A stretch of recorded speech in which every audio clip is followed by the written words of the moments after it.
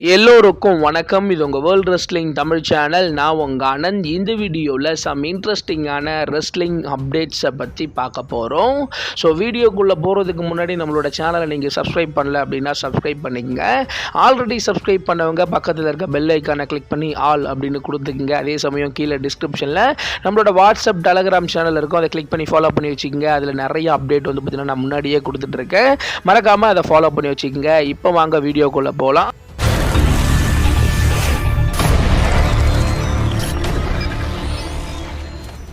First வந்து பார்த்திங்கன்னா ரூசேவை பொறுத்த வரைக்கும் ஃபைனலி டபிள்யூக்கு வந்துட்டார். இந்த வாரம் மண்டே நைட் ராவுக்கு வந்து பார்த்திங்கன்னா ரூசேவ் வந்ததோட அவரோட டபிள்யூ கான்ட்ராக்ட் அப்டேட் வந்து பார்த்திங்கன்னா இப்போ கிடச்சிருக்கு. குறிப்பாக ரூசேவ் டபிள்யூல 2 வருஷம் கான்ட்ராக்ட் சைன் பண்ணியிருக்காரு அப்படின்ற ஒரு பெரிய அப்டேட் கிடச்சிருக்கு. ஸோ இது இல்லாமல் வந்து பார்த்திங்கன்னா அவரோட ஒய்ஃபான லானாவும் வந்து பார்த்திங்கன்னா டபிள்யூல 2 இயர் டீல் சைன் பண்ணியிருக்காங்க. அதில் குறிப்பாக என்ன ஒரு விஷயம் அப்படின்னு சொல்லிட்டு கேட்டிங்கன்னா, ரூசேவ் ரெஸ்லராக சைன் பண்ணியிருக்காரு. அதே சமயம் லானா அவங்களோட ஒய்ஃப் வந்து பார்த்தீங்கன்னா ரெஸ்லராக சைன் பண்ணல. அவங்க வந்து பார்த்தீங்கன்னா ஒன்று ஒரு மேனேஜர் ரோல் இல்லை பேக் ஸ்டேஜ் ஒர்க்கர் மாதிரி தான் வந்து பார்த்தீங்கன்னா கான்ட்ராக்ட் சைன் பண்ணியிருக்காங்களாம். ஸோ அவங்க ரெஸ்லராக வந்து பார்த்தீங்கன்னா சைன் பண்ணலை அப்படின்ற ஒரு பெரிய அப்டேட் கிடச்சிருக்கு. குறிப்பாக இப்போதைக்கு ரூசேவ் டபிள்யூக்கு வந்ததோட வந்து பார்த்தீங்கன்னா திரும்பவும் லானாவும் ரூசேவும் ஒன்றாவே வந்து பார்த்தீங்கன்னா டபிள்யூக்கு வரலாம் அப்படின்ற மாதிரி சொல்லப்படுது. அதே சமயம் ஸோ அவங்களோட ஹாப்பி ரூசேவ் டே அப்படின்ற ஒரு விஷயம் வந்து பார்த்தீங்கன்னா ரொம்பவே ஃபேமஸ். அதில் வந்து பார்த்தீங்கன்னா ஆடன் இங்கிலீஷ் அப்படின்ற ஒருத்தவரும் வந்து பார்த்தீங்கன்னா கூட இருந்தார். ஸோ அவர் இப்போ அதர் ரெஸ்லிங் கம்பெனியில் இருக்காரு. அவருமே வந்து பார்த்தீங்கன்னா இப்போ தன்னோட சோஷியல் மீடியாவில் ரூசேவோட நானும் வந்து பார்த்தீங்கன்னா சேர்ந்து ஸோ டபிள்யூக்கு வர ரெடியாக இருக்கேன் அப்படின்ற மாதிரி. ஸோ என்ன டபிள்யூ கான்ட்ராக்ட் ஆஃபர் பண்ணாங்கன்னா, நான் ரூசேவோட திரும்ப பழையபடி மாதிரி அந்த ஆடன் இங்கிலீஷ் குறிப்பாக அந்த ஹாப்பி ரூசேவ் டேவில் நான் வர ரெடியாக இருக்கேன் அப்படின்ற மாதிரி அவரும் இப்போதைக்கு வந்து பார்த்தீங்கன்னா அவரோட ஆசையை தெரிவிச்சிருக்காரு. ஸோ இப்போதைக்கு ரூசேவ் டபிள்யூக்கு வந்திருக்காரு. ஸோ அவரை வச்சு டபிள்யூ என்ன பண்ண போகிறாங்க அப்படின்றத நம்ம பொறுத்திருந்து தான் பார்க்கணும். ஸோ அதுக்கு அடுத்தபடியாக 2025 மணி இந்த பேங்க் பேப்பர் வியூவோட போஸ்டரை டபிள்யூ இப்போ வெளியிட்டிருக்காங்க.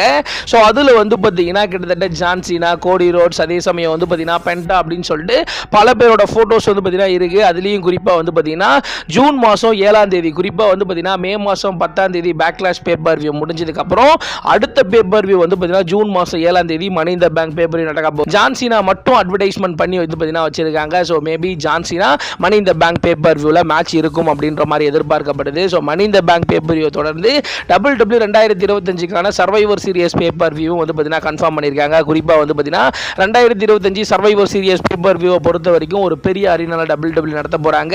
ஸோ எப்பவுமே சர்வைவர் சீரியஸ் ஒரு 18,000 20,000 பேர் தான் வந்து பார்த்தீங்கன்னா கொள்ளளவு கொண்ட ஒரு சின்ன ஒரு ஸ்டேடியத்தில் தான் வந்து பார்த்தீங்கன்னா மேட்ச் பண்ணுவாங்க. ஆனால் இந்த முறை வந்து பார்த்தீங்கன்னா கொஞ்சம் பெருசாக பண்ணலாம் அப்படின்ற மாதிரி டபிள்யூ பிளான் பண்ணியிருக்காங்க. குறிப்பாக நவம்பர் 29ஆம் தேதி வந்து பார்த்தீங்கன்னா சர்வைவர் சீரியஸை வந்து பார்த்தீங்கன்னா நடத்தலாம் அப்படின்ற மாதிரி டபிள்யூ பேக் டு பேக் வந்து பார்த்தீங்கன்னா எல்லா பேப்பர் வியூவும் கன்ஃபார்ம் பண்ணுறாங்க. ஸோ அதுக்கான டிக்கெட்லாம் வந்து பார்த்தீங்கன்னா ஸோ குறிப்பாக சம்மர் ஸ்லாமோட டிக்கெட்லாம் இப்போவே வந்து பார்த்தீங்கன்னா சேல் பண்ண வந்து பார்த்தீங்கன்னா டபிள்யூ ஆரம்பிக்க போகிறாங்க. So W back to back வந்து பார்த்தீங்கன்னா பேப்பர் வியூ அட்வர்டைஸ்மெண்ட் பண்ணுறதை பற்றி நீங்கள் என்ன நினைக்கிறீங்க அப்படின்றத மறக்காம கீழே கமெண்ட் செக்ஷனில் கமெண்ட் பண்ணுறேன். அதுக்கு அடுத்தபடியாக ஃபைனலி டபிள்யூ வந்து பார்த்தீங்கன்னா யூனிவர்சல் சாம்பியனை வந்து பார்த்தீங்கன்னா ரிட்டையர் பண்ணிட்டாங்க. குறிப்பாக டபிள்யூ பொறுத்த வரைக்கும் வந்து பார்த்தீங்கன்னா யூனிவர்சல் சாம்பியன்ஷிப் அப்படின்ற ஒரு சாம்பியன்ஷிப் இருந்துச்சு. ஸோ அதை தான் ரோமன் ரிங்ஸ் வின் பண்ணி கிட்டத்தட்ட வந்து பார்த்தீங்கன்னா 1000 நாட்களுக்கு மேலே வந்து பார்த்தீங்கன்னா வச்சிருந்தாரு. ஸோ அதுக்கப்புறம் டபிள்யூ சாம்பியனை வின் பண்ணாரு. ஸோ அதுக்கப்புறம் தான் அது. ஆனால் ஃபர்ஸ்ட் அவர் வின் பண்ண சாம்பியன் யூனிவர்சல் சாம்பியன் தான். ஃபர்ஸ்ட் எவர் யூனிவர்சல் சாம்பியன் வந்து பார்த்தீங்கன்னா ஸோ ஃபின் பேலர். அதுக்கப்புறம் வந்து பார்த்தீங்கன்னா செத் ராலன்ஸ், பிரே வயட் அப்படின்னு சொல்லிட்டு பல பேர் வந்து பார்த்தீங்கன்னா ஜெயிச்சிருக்காங்க. ஸோ ப்ராக் லெஸ்னர்லாம் வந்து பார்த்தீங்கன்னா யூனிவர்சல் சாம்பியனை ரொம்ப நாள் வந்து பார்த்தீங்கன்னா வச்சிருந்தாரு. ஸோ அந்த வகையில் டபிள்யூ இப்போதைக்கு அந்த யூனிவர்சல் சாம்பியனை வந்து பார்த்தீங்கன்னா ரிட்டையர் பண்ணிட்டாங்க. இப்போதைக்கு டபிள்யூ பொறுத்த வரைக்கும் வேர்ல்ட் சாம்பியன்ஷிப் அப்படின்னா ஒன்று டபிள்யூ சாம்பியன், இன்னொன்று வந்து பார்த்தீங்கன்னா வேர்ல்ட் ஹெவி வெயிட் சாம்பியன். இது ரெண்டு தான். முதல்ல வந்து பார்த்தீங்கன்னா டபிள்யூ சாம்பியனும் வேர்ல்ட் ஹெவி வெயிட் சாம்பியனும் ஒன்றா மாறினதுனால அப்போதைக்கு புதுசாக கொண்டு வரப்பட்டது தான் வந்து பார்த்தீங்கன்னா யூனிவர்சல் சாம்பியன். இப்போதைக்கு டபிள்யூ அஃபிஷியலாக அந்த யூனிவர்சல் சாம்பியன்ஷிப் பெல்ட்டை வந்து பார்த்தீங்கன்னா ரிட்டையர் பண்ணிட்டாங்க. அதுக்கு அடுத்தபடியாக வந்து பார்த்தீங்கன்னா Roman rings and CM bunk வந்து பார்த்தீங்கன்னா திரும்ப வந்து பார்த்தீங்கன்னா ஒன்றா சேர போகிறாங்க. ஸோ ஆல்ரெடி ரோமன் ரிங்ஸும் சிஎம் பங்க்கும் வந்து பார்த்தீங்கன்னா ஒன்றா சேர்ந்து சர்வைவர் சீரியஸ் வார் கேமில் ஃபைட் பண்ணாங்க. ஸோ அதில் தான் பிரச்சனையே ஆரம்பிச்சுது. அதில் தான் வந்து பார்த்தீங்கன்னா சிஎம் பங்குக்கு ஒரு ஃபேவர் தரேன் அப்படின்னு சொல்லி கடைசியில் வந்து பார்த்தீங்கன்னா ரோமன் ரிங்ஸோட தலையிலேயே ஒரு பெரிய இடியாக வந்து பார்த்தீங்கன்னா விழுந்துச்சு WrestleMania 41. So WrestleMania 41 Neeya Naana அப்படின்ற மாதிரி 2 பேரும் அடிச்சுக்கிட்டாங்க. ஃபைனலி ரெசல்மேனியா 41ஓட நைட் 1 மெயின் ஈவெண்ட்டில் 2 பேருக்குமே டாப் அடிச்சுட்டு பால் ஹேமன் வந்து பார்த்தீங்கன்னா செத்ராலன்ஸோட போயிட்டாரு. ஸோ இப்போதைக்கு எதிரிக்கு எதிரி நண்பன் அப்படின்ற மாதிரி செத்ராலன்ஸோட வந்து பார்த்தீங்கன்னா ஸோ பிரான் பிரேக்கர் ஜாயின் பண்ணியிருக்காரு. ஸோ அவங்கள வின் பண்ணுறதுக்காக அவங்கள வந்து பார்த்தீங்கன்னா ஸோ எதுக்குறதுக்காக இப்போதைக்கு ரோமன் ரெயின்ஸும் சிஎம் பங்கும் ஒன்று சேர போகிறாங்க அப்படின்ற ஒரு பெரிய அப்டேட் கிடச்சிருக்கு. குறிப்பாக இதுக்கான தீசெல்லாம் வந்து பார்த்தீங்கன்னா டபிள்யூ ரெசில்மேனியாலே பண்ணாங்க. குறிப்பாக ரெசில்மேனியாவில் செத்ராலன்ஸ் வின் பண்ணிட்டு போனதுக்கப்புறம் ரோமன் ரெயின்ஸ் சோகமாக இறங்கி சிஎம் பங்கை பார்ப்பாரு, சிஎம் பங்கு ரோமன் ரெயின்ஸை பார்ப்பாரு. அதே மாதிரி தான் இந்த வாரம் மண்டே நைட் ராலையும் செத்ராலன்ஸ் அவங்க ரெண்டு பேரும் அடிச்சுட்டு போனதுக்கப்புறம் ரெண்டு பேரும் பார்த்துக்கிற மாதிரி வந்து பார்த்தீங்கன்னா ஒரு செக்மெண்ட் பண்ணியிருக்காங்க. ஸோ மேபி அடுத்தடுத்த வாரம் வந்து பார்த்தீங்கன்னா செத்ராலன்ஸும் பிரான் பிரேக்கரும் ரோமன் ரெயின்ஸ் அடிக்கும் போது ஸோ அவருக்கு சப்போர்ட் பண்ணுற விதமாக சிஎம் பங்க் வரலாம், சிஎம் பங்க் அடிக்கும் போது ரோமன் ரெயின்ஸ் வரலாம். அவங்க ரெண்டு பேரும் சேர்ந்து டீம் அப்பாக வந்து பார்த்தீங்கன்னா செத்ராலன்ஸ் அண்ட் பிரான் பிரேக்கர் அடிக்கிறதுக்கான வாய்ப்புகள் ரொம்பவே அதிகமாக இருக்குது. மேபி இந்த ரெண்டு டீமுக்கான ஒரு டாக் டீம் மேட்சை கூட வந்து பார்த்தீங்கன்னா பேக்லாஷ் பேப்பர் வியூவில் வந்து பார்த்தீங்கன்னா நம்ம எதிர்பார்க்கலாம். ஸோ திரும்பவும் ரோமன் ரெயின்ஸும் சிஎம் பங்கும் ஒன்று சேர்றதை பற்றி நீங்கள் என்ன நினைக்கிறீங்க அப்படின்றத மறக்காமல் கீழே கமெண்ட் செக்ஷனில் கமெண்ட் பண்ணுறீங்க. அதுக்கு அடுத்தபடியாக கோடி ரோட்ஸ் வர்சஸ் ஜான் சீனாவோட ரெசில்மேனியா மேட்சை பொறுத்த வரைக்கும் அது ஒரு பெரிய ஹிஸ்ட்ரி அப்படின்னே கண்டிப்பாக சொல்லலாம். மேட்ச் என்னதான் மொக்கையாக இருந்தாலும் அந்த மேட்ச்சில் ஜான் சீனா 17 டைம் சாம்பியன் ஆனார். அதே சமயம் ஜான் சீனா கிட்டத்தட்ட பல வருஷமாக ஒரு சிங்கிள்ஸ் மேட்ச்சில் ஜெயிக்காமல் இருந்தார். ஸோ அந்த வகையில் அவர் திரும்பவும் ஜெயிச்ச அந்த ஃபஸ்ட்டு சிங்கிள்ஸ் மேட்சே வந்து பார்த்தீங்கன்னா ஸோ டபிள்யூ 17 டைம் சாம்பியனாக வந்து பார்த்தீங்கன்னா ஆயிருக்காரு. ஸோ அது ஒரு பெரிய மொமெண்டமாக பார்க்கப்படுது. அதே சமயம் கோடி ரோட்ஸுக்கும் ஜான் சீனாக்கும் இது வரைக்கும் மொத்தமாக ஒரு 4 மேட்ச் நடந்திருக்கு.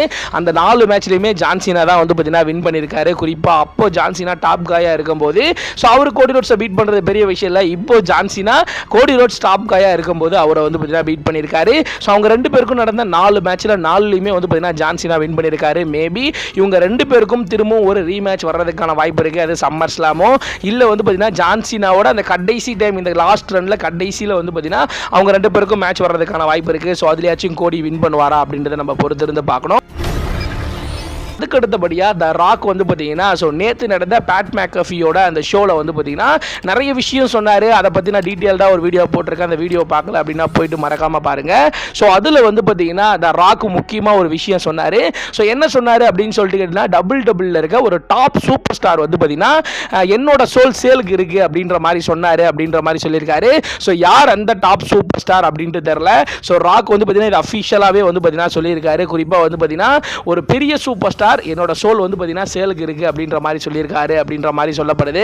அது யாரு என்ன அப்படின்ட்டு தெரியல. மேபி அது செத்ராலன்ஸா இருக்கிறதுக்கான வாய்ப்புகள் ரொம்பவே அதிகமாக இருக்கு. நம்ம ஆல்ரெடி ஒரு ரூமர் வந்து பார்த்தீங்கன்னா போய்கிட்டு இருந்துச்சு. ஸோ இப்போதைக்கு அந்த ஸ்டேபிள்லாம் நாங்கள் சேர்க்குற மாதிரி பிளான் இல்லை அப்படின்ற மாதிரி ராக் சொன்னாலும் இந்த விஷயத்தையும் ராக் வந்து பார்த்தீங்கன்னா அந்த இன்டர்வியூவில் சொல்லிட்டு போயிருக்காரு. அதில் வந்து பார்த்தீங்கன்னா மேபி அவரு செத்ராலன்ஸை சொல்றதுக்கான வாய்ப்பு இருக்கு. ஸோ அடுத்தடுத்த பேப்பர் வியூ அடுத்தடுத்து வந்து பார்த்தீங்கன்னா ஜான் சீனாக்கு ஹெல்ப் தேவைப்படும் பொழுது அப்போதைக்கு பால் ஹெய்மன், பிரான் பிரேக்கர், அதே மாதிரி சிஎம் பங்க் இவங்க எல்லாரும் போயிட்டு ஜான் சீனா கூட சேர்றதுக்கான வாய்ப்புகளும் ரொம்பவே அதிகமாக இருக்கு.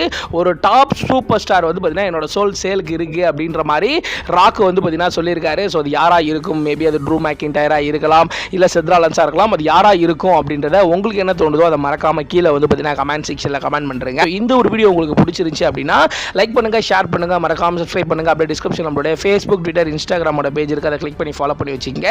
அடுத்து ஒரு நல்ல வீடியோவில் நான் உங்களை சந்திக்கிறேன்.